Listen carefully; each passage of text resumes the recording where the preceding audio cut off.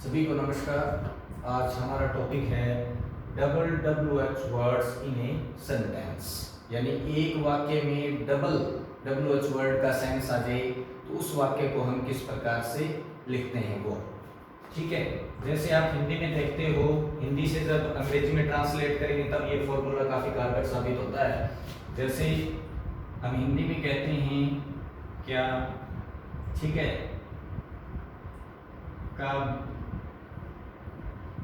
कहाँ, कौन सी, कौन से, ठीक है, उसके बाद कौन, कैसे। ठीक है, इनको जब हम अंग्रेजी में ट्रांसलेट करते हैं तो व्हाट को लिखते हैं, हाँ ये क्या को लिखते हैं हम व्हाट, कब को लिखते हैं व्हेन, कहाँ को लिखते हैं वेयर, कौन सा कौन सी को लिखते हैं विच, कौन को लिखते हैं हु, कैसे को लिखते हैं हाउ। लेकिन जब ये अंग्रेजी के सेंटेंस में डबल बार रिपीट हो जाए, ठीक है, यानी अर्थ दे क्या क्या, कौन कौन, कहाँ कहाँ, कैसे कैसे, इस प्रकार से, तब इनको कैसे लिखते हैं इंग्लिश में। अगर मान लो वाक्य के अंदर क्या क्या का सेंस आ जाए, डबल हो गया ना, WH वर्ड, एक दो डबल हो गया, ठीक है, कब कब का सेंस आ जाए, ठीक है, कहाँ कहाँ का सेंस आ जाए, ठीक है,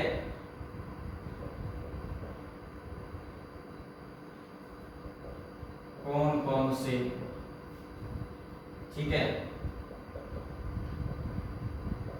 कौन कौन, कैसे कैसे, डबल आ रहे हैं ना सारे के सारे, ये देखिएगा डबल है, डबल WH वर्ड, ठीक है। और यही आज का हमारा टॉपिक है। इनको हम कैसे मेंटेन करेंगे, कैसे लिखेंगे इनको, ठीक है, ये बात देखनी है अपने को। अगर क्या क्या आ जाता है तो उसको हम लिखते हैं व्हाट ऑल, ठीक है। इसको एक बार छोड़ दीजिए। कहाँ कहाँ को लिखते हैं वेयर ऑल, ठीक है। कौन कौन से को लिखते हैं विच ऑल, ठीक है। कौन कौन को लिखते हैं हु ऑल, ठीक है। कैसे कैसे, कैसे कैसे को भी एक बार छोड़ दीजिए आप, ठीक है। ये देखिए इधर what all, where all, which all, who all, यानी डबल आने पर इनको ऐसे बदल देते हैं। हमने एक तो ये छोड़ा है, ठीक है, और एक ये वाला कंसेप्ट छोड़ा है, दो छोड़े हैं, ठीक है। इन पे ध्यान एक बार मत दीजिएगा। ये देखिए what all, where all, which all, who all. जैसे मान लो एक बार रिपीट जब WH वर्ड होता है सामान्यतः वो सबको आता है। जैसे मान लो राम क्या खाता है, ठीक है। एक बात ध्यान देने वाली है, जब भी WH वर्ड से सेंटेंस की शुरुआत होती है तो वो वाक्य निश्चित तौर पे किसका होता है, इंटेरोगेटिव। इंटेरोगेटिव साइन लगा होता है उसके लास्ट में, और वो इंटेरोगेटिव प्रकार का वाक्य होता है, ये निश्चित है। अब देखिए राम क्या खाता है, क्या को हम लिखते हैं व्हाट, ठीक है। एक ही बार आया ना इसमें, लेकिन हम बात किसकी कर रहे हैं, जब डबल आ जाए यानी क्या क्या आ जाए। एक बार आया, इसी वाक्य को यदि ऐसे लिखा जाए राम क्या क्या खाता है, ठीक है, तो ये यहाँ पे क्या है, डबल WH वर्ड वाला सेंस आएगा। अब देखिए राम क्या खाता है, एक ही बार है। WH वर्ड ध्यान रखना, एक तो इंटेरोगेटिव सेंटेंस का निर्माण करेंगे, दूसरा WH वर्ड हमेशा वाक्य की शुरुआत में ही आते हैं, ये बात भी क्लियर है, ठीक है ना, ये ध्यान रखना। तो ये देखिए व्हाट डज राम ईट, राम क्या खाता है, सिंपल प्रेजेंट टेंस का वाक्य है, इंटेरोगेटिव WH वाला क्या खाता है, ठीक है। अब देखिए राम क्या क्या खाता है, टेंस वही है, ठीक है ना, वाक्य सिंपल प्रेजेंट का है, लेकिन इसमें अलग बात क्या है, क्या क्या, यानी WH वर्ड का सेंस 2 बार आ रहा है। इसको कैसे लिखें, यहाँ पे क्या बताया मैंने, डबल आने पे व्हाट ऑल, ठीक है। तो यहाँ पे इसकी जगह क्या लिख देंगे, व्हाट ऑल लिख देंगे, व्हाट ऑल डज राम ईट, ठीक है ना। यानी जितने भी वाक्य जिस वाक्य में WH वर्ड होते हैं वो शुरुआत के अंदर लिखे जाते हैं। अब देखिए इसमें व्हाट आया किसके लिए, क्या के लिए, क्यों, क्योंकि क्या एक ही बार आ रहा है। यहाँ पे व्हाट ऑल आया किसके लिए, क्या क्या के लिए, ठीक है ना। यानी WH वर्ड जब रिपीट होंगे तो उनका सेंस है वो इस प्रकार से बदल जाएगा, 2 बार आएंगे तो इस प्रकार से आएंगे। अब देखिए व्हाट का व्हाट ऑल हो गया डबल होने पे, वेयर का वेयर ऑल हो गया, विच का विच ऑल हो गया, हु का हु ऑल हो गया, ठीक है। अब हम यहाँ पे ये सोच रहे होंगे कि हाउ ऑल हो जाएगा इसका, हाउ ऑल, लेकिन ये गलत है। इसका सोच रहे हैं कि व्हेन ऑल हो जाएगा, ये भी गलत है। इन पे अब ध्यान देना था, ठीक है। व्हेन ऑल नहीं होगा, इसका क्या होगा, हाउ ऑफन, ठीक है ना। इसका क्या होगा, हाउ ऑफन होगा। इसका देखिए, इसका हाउ ऑल नहीं होगा, इसका एक तो होगा हाउ, ठीक है। इसके 2 सेंस निकलेंगे, 2 सेंस, एक तो निकलेगा क्या, हाउ, और दूसरा जो सेंस निकलेगा इसका वो निकलेगा व्हाट काइंड या व्हाट शॉर्ट या व्हाट टाइप। ये एक ही बात है, तीनों एक ही बात है ये, ठीक है ना। यानी एक तो हाउ को हम हाउ लिख सकते हैं, कैसे कैसे अगर लिखा हुआ आ जाए तो हाउ लिख सकते हैं, वो मैं आपको बताऊंगा कि किस प्रकार का सेंस आए, कैसे कैसे के अर्थ में तब हाउ लिखना है, ठीक है। और कब व्हाट काइंड या व्हाट शॉर्ट या व्हाट टाइप लिखना है, ठीक है। इन तीनों की एक ही बात है, इनमें से कुछ भी यूज कर सकते हैं। हालांकि जो स्टैंडर्ड इंग्लिश है उसमें काइंड, शॉर्ट और टाइप इनको अलग अलग यूज किया जाता है, लेकिन यहाँ हम सामान्य बात कर रहे हैं, ठीक है, ये बात है। अब देखिए ये थोड़ा सा इनमें अंतर था जो अब मैंने आपको बताया। अब एक और ध्यान रखना, जो हु है, हु के काफी ज्यादा सेंस होते हैं, वो जब हम उदाहरण करेंगे तब आपको मैं बताऊंगा। अब ये देखिए, जैसे ही आपको ये अर्थ लगे वाक्य में, यानी हिंदी में अगर ये लिखे हुए हैं और आपको इंग्लिश ट्रांसलेशन करना पड़ रहा है तो आप इनके साथ लिखोगे इन वाक्यों को। अब इसमें कोई टफ वाली बात नहीं है, क्यों, क्योंकि WH वर्ड है ये, ठीक है ना। WH वर्ड है, सब के सब वाक्य की शुरुआत में लिखे जाएंगे, इनमें कोई दिक्कत नहीं है, वाक्य के शुरुआत में लिखे जाएंगे। हिंदी वाक्य में अगर क्या क्या लिखा हुआ आता है तो वो तो लिखा जाएगा, लिखा कहाँ जाएगा, वाक्य की शुरुआत में। क्यों, क्योंकि WH वर्ड है और WH वर्ड हमेशा इंटरोगेटिव सेंटेंस का निर्माण करते हैं, और WH वर्ड वाला जब इंटरोगेटिव सेंटेंस होता है तो WH वर्ड हमेशा सेंटेंस के शुरुआत में लिखे जाते हैं, ठीक है ना, ये ध्यान रखना। अब हम एक कंसेप्ट और थोड़ा सा क्लियर करेंगे, वो ये है कि एक तो और तो सारे के सारे सिंगल हैं इसमें, जैसे व्हाट ऑल है, ठीक है, हाउ ऑफन है, वेयर ऑल है, विच ऑल है। इसके अंदर क्या है, एक तो जो हाउ वाला शब्द है, हाउ, ठीक है, एक हु, इनके एक से ज्यादा सेंस निकलते हैं, ठीक है ना। इनको हम देखेंगे, इनको अलग अलग देखेंगे। बाकी तो जितने भी हैं, जैसे ही आपको हिंदी का सेंस आए, जैसे कहां कहां आ गया मान लो वाक्य में, वह कहां कहां जाता है, तो आप वेयर ऑल का यूज कर दोगे, बाकी वाक्य टेंस के अकॉर्डिंग बना दोगे, आप कोई दिक्कत नहीं है, ठीक है। लेकिन हु और हाउ ये एक से ज्यादा सेंस देते हैं, एक से ज्यादा प्रकार का सेंस इनमें वाक्य के अंदर दिया होता है, जिसको हम अब यहाँ पे बारी बारी से देखेंगे दोनों को। बाकी तो सरल है बिल्कुल ही।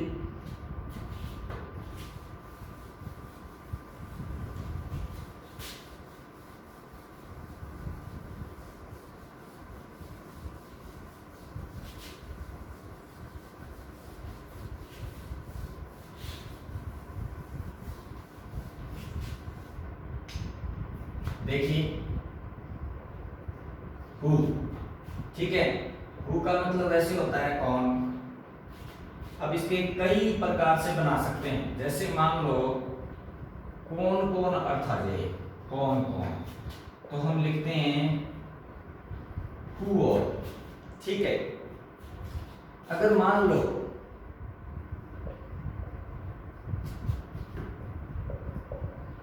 किस किस को, ये अर्थ आ जाए, ठीक है, वाक्य में हिंदी में किस किस को लिखा हुआ है, तो उसके लिए हम क्या लिखें, उसके लिए हम लिखेंगे हु ऑल लिखेंगे, या फिर हुम ऑल। इसमें एक एक्स्ट्रा दिया हुआ है हुम ऑल, ठीक है ना, इसमें हु ऑल है, हालांकि हु ऑल इसमें है, लेकिन इसमें क्या है, हुम ऑल भी है। अगर कौन कौन लिखा हुआ वाक्य में आता है तो आप हु ऑल का यूज कर सकते हो केवल, वहां पे आपके पास ऑप्शन नहीं है कि आप हुम ऑल के साथ जा सकते हो, नहीं, ऐसा नहीं हो सकता है। किस किस को, अगर ये अर्थ वाक्य में आता है और आप इंग्लिश में ट्रांसलेशन कर रहे हो वाक्य का, ठीक है, ट्रांसलेट कर रहे हो वाक्य को, तो आप हु ऑल का यूज कर सकते हो, आप हुम ऑल का भी यूज कर सकते हो, ठीक है। अब देखिए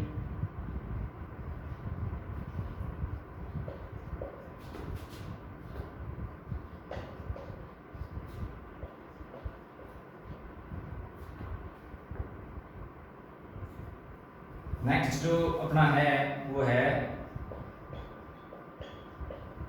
किस किस के लिए, और दूसरा है किस किस के साथ, ठीक है, एक ये था एक ये था।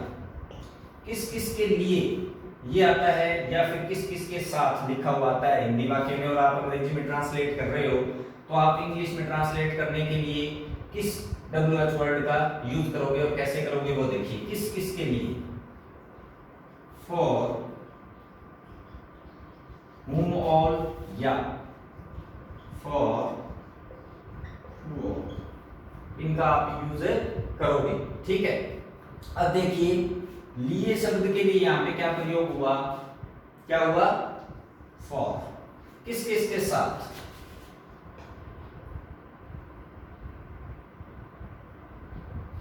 विद whom all या विद who all, ठीक है। यहां पे सात शब्द के लिए क्या यूज हुआ, विद। अब फॉर और विद ये दोनों प्रीपोजिशन है जो WH वर्ड के पहले लिखी हुई है, ठीक है ना। अब एक नियम होता है इंग्लिश में कि जब WH वर्ड से वाक्य की शुरुआत हो रही है, ठीक है, तो इंटरोगेटिव वाक्य होगा, ये तो स्पष्ट बात है। लेकिन जब प्रीपोजिशन लगी होती है उनके साथ, तो यदि मान लो आप प्रीपोजिशन को उठा के सेंटेंस के लास्ट में लिख दो, ठीक है, तो भी आपका वाक्य सही होता है। अगर मान लो ये प्रीपोजिशन हम वाक्य लिख रहे हैं, मान लो जैसे ये वाक्य दिया गया हो, तुम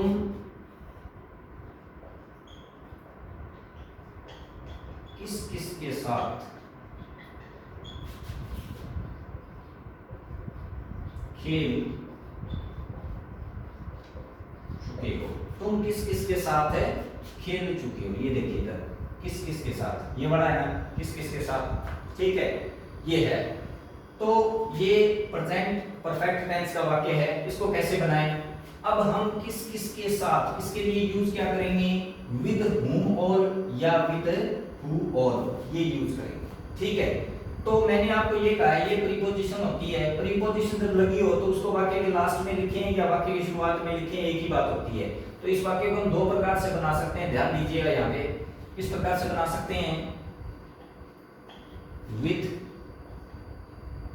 who all, ठीक है, with who all, you subject है ना, यू के साथ हैज हैव में से क्या आता है, क्योंकि हैज हैव इसकी क्या होती है, प्रेजेंट परफेक्ट टेंस की हेल्पिंग वर्ब होती है, तो क्या आएगा यहाँ पे, हैव यू प्लेड, ठीक है, एक तरीका तो ये।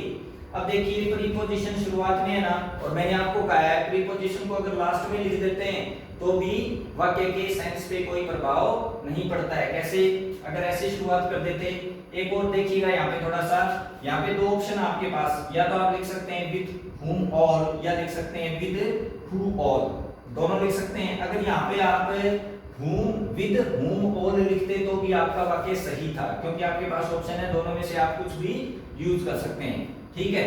अब देखिए अगर ऐसे लिख देते इस वाक्य को हम, who all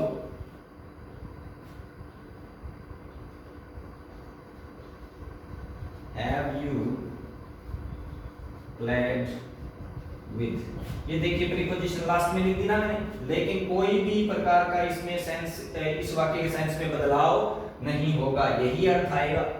इसलिए जब भी प्रीपोजिशन शुरुआत के अंदर दी गई होती है तो उसको हम लास्ट में लेकर के जा सकते हैं, वाक्य के लास्ट में लिख सकते हैं और सीधा जो WH वर्ड होता है उससे वाक्य की शुरुआत कर सकते हैं। ये WH वर्ड वाले वाक्यों पे अप्लाई होता है ये नियम, ठीक है ना। इस प्रकार से ये चलते चले जाएंगे, ठीक है, समझ गए। जैसे मान लो ये है, इसका उदाहरण देखें, आपको केवल वर्ड याद होने चाहिए, ठीक है ना। हिंदी में जैसे ही लिखा हुआ मिले आप उसका अर्थ लगा लो कि इसके लिए कौन सा WH वर्ड यूज होगा। डबल जब WH वर्ड की बात करें और उसको वाक्य की शुरुआत में लिख दो, बाकी जो वाक्य बचता है उसको टेंस के अकॉर्डिंग बना दो। जैसे हम साधारण टेंस पढ़ते हैं ना, उसी प्रकार से आपका वाक्य सही हो जाएगा। जैसे मान लो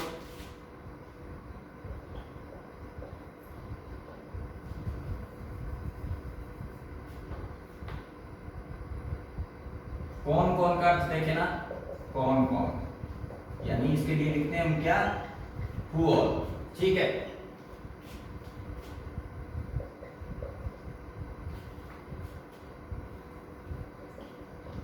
उसके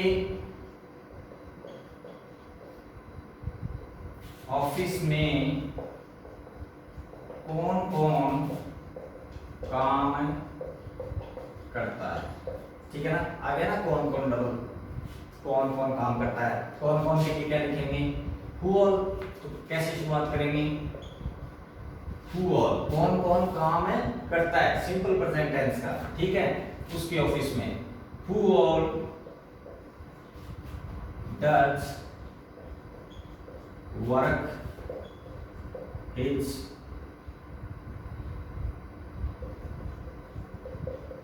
ऑफिस, ठीक है। कौन कौन है काम है करता है।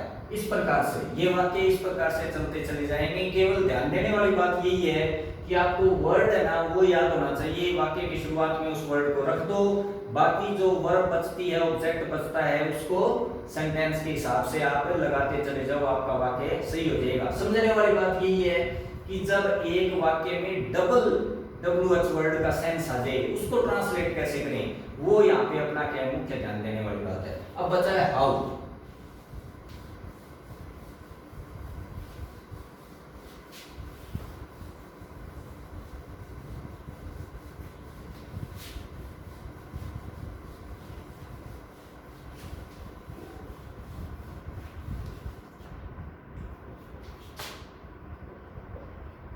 हाउ का मतलब होता है कैसे, या कितना भी कह देते हैं इसको, ठीक है। अब देखिए इसका दो तरह से यूज होता है। हाउ का यूज दो तरह से होता है। एक तो किस तरह के, और दूसरा किस तरह से। इसका यूज तो होता है तरीका, यानी तरीका के अर्थ में, ठीक है। और इसका होता है, इसका तरीका के अर्थ में होता है, इसका प्रकार के अर्थ में, ठीक है, प्रकार के इस अर्थ में, ठीक है। हम इन चीजों को समझेंगे। और ये हाउ का जो डबल मीनिंग लिखा होगा आपके हिंदी सेंटेंस में, वो लिखा होगा कैसे कैसे, ठीक है। डबल, ये WH डबल हो गया ना, कैसे कैसे।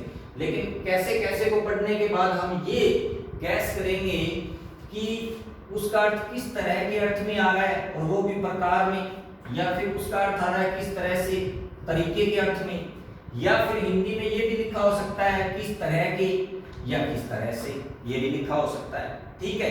जैसे मान लो मैं यहाँ पे आपको उदाहरण दूंगा, आप समझने की कोशिश करना, थोड़ा सा माइंड को कॉन्सेंट्रेट करने की आवश्यकता है यहाँ पे, ठीक है, क्योंकि इसके दो कंसेप्ट है और एक जैसे ही लग रहे हैं।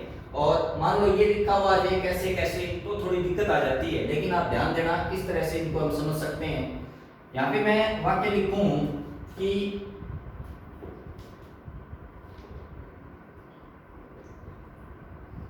वहां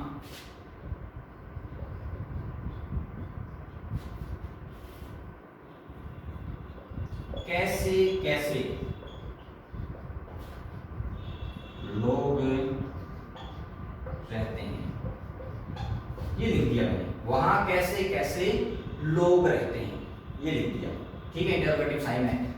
अब इसी वाक्य को मैं ऐसे लिख सकता था वहां किस तरह के, ठीक है, किस तरह के यानी किस प्रकार के, किस तरह के लोग रहते हैं। बात देखिए यहाँ पे कैसे कैसे है ना, अगर इस तरह से लिखा हुआ आ जाएगा इन दोनों कंसेप्ट के हिसाब से अलग अलग, तब तो सरल हो जाता है। लेकिन यदि ऐसे लिखा हुआ आ जाता है तो आपको फिर माइंड अपना जो है कंसंट्रेशन ज्यादा करना पड़ता है, आपको ज्यादा माइंड चलाना पड़ेगा। क्यों? क्योंकि आपको पहले ये सोचना पड़ेगा कि किस तरह का अर्थ दे रहा है या किस तरह से ये अर्थ दे रहा है, ठीक है ना, उस हिसाब से आप यूज करोगे। अब देखिए कि हम बनाएं कैसे, कि यदि मान लो ये अर्थ आ जाए तो क्या करें और ये अर्थ आ जाए तो क्या करें, ठीक है ना।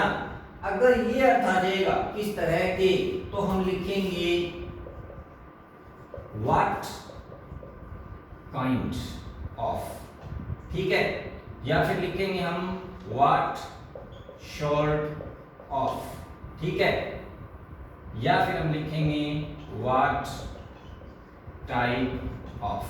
इनमें से कोई भी एक शब्द यूज हमें कर सकते हैं, इनमें से कोई भी एक शब्द का यूज हम कर देंगे, ठीक है। अब देखिए अगर ये आ जाए तो क्या यूज करें, अगर ये आ जाएगा तो हम यूज करेंगे क्या, हाउ, केवल हाउ का ही यूज करेंगे। अब आप सोच रहे हैं कि हाउ का हाउ कैसे हो गया, ये नियम है, हाउ का हाउ रहेगा, कोई दिक्कत नहीं है इसमें, ठीक है। तो ये किस तरह का अर्थ वाला है, तो इसमें क्या यूज करें, दोनों वाक्य एक ही है, ठीक है ना, केवल इसका जो सेंस है वो बदल के लिखा है मैंने, तरीका बदल के लिखा और कुछ नहीं है इसमें। अब देखिए इस वाक्य को बनाएंगे तो कैसे बनाएंगे, क्यों, क्योंकि ये इस प्रकृति का वाक्य है। किस प्रकार से बनाएंगे, इस नियम से बनाएंगे, व्हाट काइंड ऑफ पीपल रहते हैं, what kind of people live there, ठीक है, what kind of people live there, ऐसे आ जाएगा ये। तो आज के इस वीडियो लेक्चर में इतना ही। अगर दूसरा होता ना तो इस तरह से हो जाता, हाउ आ जाता, ठीक है, तरीके के संबंध में होता था, कोई दिक्कत नहीं है उसमें। तो आज के इस वीडियो लेक्चर में इतना ही।